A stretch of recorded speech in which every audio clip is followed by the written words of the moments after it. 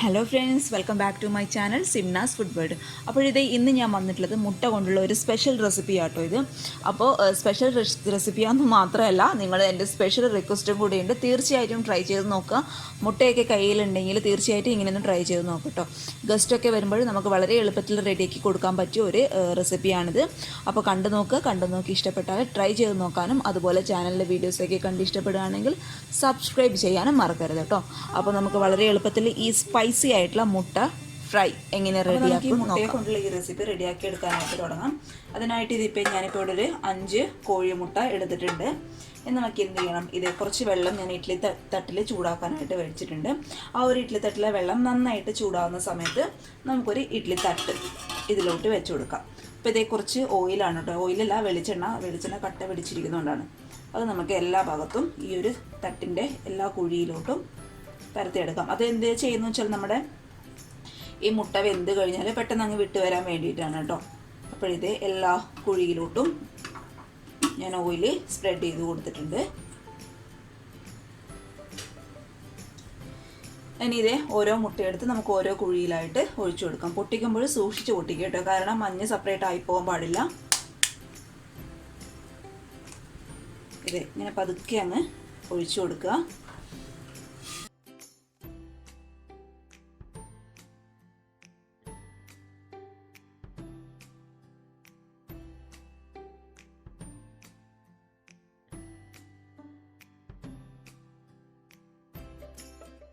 അപ്പോൾ ഇതേ 5 മുട്ടയും ഞാൻ ഓരോ കുഴികളിലായിട്ട് ഒഴിച്ചു കൊടുത്തിട്ടുണ്ട്. ഇത് ചെറുതായിട്ടൊന്ന് സ്പ്രെഡ് ആയിട്ടുണ്ട് കേട്ടോ ഇതിൻ്റെ മഞ്ഞക്കുരു. അപ്പോൾ ഒഴിക്കുമ്പോഴും ഒന്ന് ശ്രദ്ധിച്ച് ഒഴിച്ചു കൊടുക്കുക. ഇനി നമുക്ക് എന്ത് ചെയ്യുക, ഇത് നന്നായിട്ട് അടച്ച് വെച്ച് ഒരു 5 മിനിറ്റ് ഒന്ന് വേവിച്ചെടുക്കുക. നമ്മൾ മുട്ട വേവിക്കാൻ തുടങ്ങിയിട്ട് ഏകദേശം 5 മിനിറ്റ് ആയിട്ടുണ്ട്. ഇനി നമുക്കിത് പതുക്കെ തുറന്ന് നോക്കാം. കണ്ടോ, മുട്ടയൊക്കെ നന്നായിട്ട് വെന്തിട്ടുണ്ട്. അപ്പോൾ ഇത് പതുക്കെ ഇനി ചൂടാറിയതിന് ശേഷം മാത്രം നമുക്ക് ഈ ഇഡ്ഡലി തട്ടിൽ നിന്ന് മാറ്റി കൊടുക്കട്ടോ. ഒന്ന് ചൂടാറട്ടെ. ചൂടോട് കൂടി ഇത് മാറ്റാൻ നിന്ന് കഴിഞ്ഞാൽ ആകെ മൊത്തം ഇത് അവിടെയൊക്കെ പറ്റി പിടിച്ചിരിക്കും. അതുകൊണ്ട് ഇത് ചൂടാറിയതിന് ശേഷം നമുക്കിതിൽ നിന്ന് മാറ്റി കൊടുക്കാം.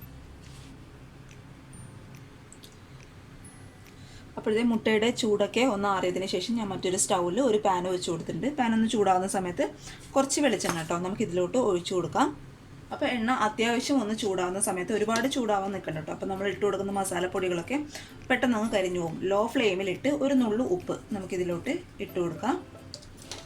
സ്പൂൺ മഞ്ഞൾപ്പൊടി, അതുപോലെ ഒരു 1/2 ടീസ്പൂൺ നമ്മുടെ മുളക് പൊടി, അതുപോലെ ഒരു 1/4 ടീസ്പൂണിലും കുറച്ച് കൂടുതൽ കുറച്ച് കുരുമുളക് പൊടി ഇട്ട് കൊടുത്തിട്ടുണ്ട് കേട്ടോ. അപ്പോൾ കുട്ടികൾക്കൊക്കെ തയ്യാറാക്കുകയാണെങ്കിൽ കുറച്ച് സ്പൈസസിൻ്റെ ആ ഒരു ലെവൽ, കുറച്ച് അളവ് ഒന്ന് കുറച്ചിട്ട് ഉണ്ടാക്കി കൊടുക്കുക കേട്ടോ. അപ്പോഴിത് മുട്ട ഞാൻ സെപ്പറേറ്റ് ആക്കിയിട്ട് എടുത്തിട്ടുണ്ട്. ഇനി നമുക്ക് ഈ പൊടികൾ നന്നായിട്ട് ചൂടാവുന്ന സമയത്ത് ഇതിലോട്ട് വെച്ച് കൊടുക്കാം.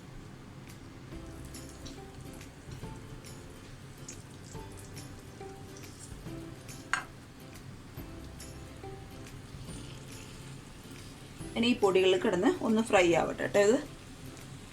ഇനി ഇതേ ഒരു ഭാഗം ഒന്ന് ഫ്രൈ ആകുന്ന തോന്നുന്ന സമയത്ത് ഇത് പതുക്കെ ഒന്ന് തിരിച്ചിട്ട് കൊടുക്കുക കേട്ടോ.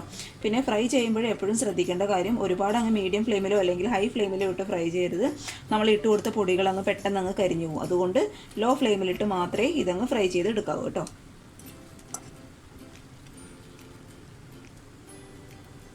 അപ്പോൾ മറ്റേ ഭാഗം കൂടി നന്നായിട്ടങ്ങ് ഫ്രൈ ആവട്ടെ. അപ്പോഴത്തേ നമ്മൾ ഇട്ട് കൊടുത്ത മുട്ട 2 വശം നന്നായിട്ട് മൊരിഞ്ഞ് വന്നിട്ടുണ്ട്. ഇനി നമുക്കിത് പതുക്കെ പ്ലേറ്റിലോട്ട് മാറ്റി കൊടുക്കാം കേട്ടോ. ഒരുപാട് നേരോട്ട് അങ്ങ് വേവിച്ച് കഴിഞ്ഞ് പെട്ടെന്ന് ഇതങ്ങ് ഹാർഡായി മാറും. അതുകൊണ്ട് നമുക്കിത് പ്ലേറ്റിലോട്ട് മാറ്റി കൊടുക്കാം.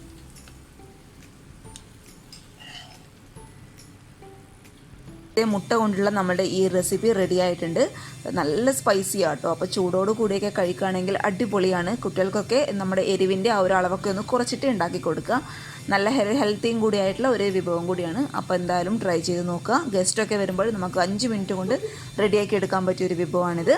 അപ്പോൾ ട്രൈ ചെയ്ത് നോക്കിയിട്ട് അഭിപ്രായങ്ങളൊക്കെ അറിയിക്കുക. അതുപോലെ ചാനലിലെ വീഡിയോസൊക്കെ കണ്ട് ഇഷ്ടപ്പെടുകയാണെങ്കിൽ സബ്സ്ക്രൈബ് ചെയ്യാൻ മറക്കരുത്. അപ്പോൾ അടുത്തൊരു നല്ല വീഡിയോ ആയിട്ട് കാണും വരെ താങ്ക്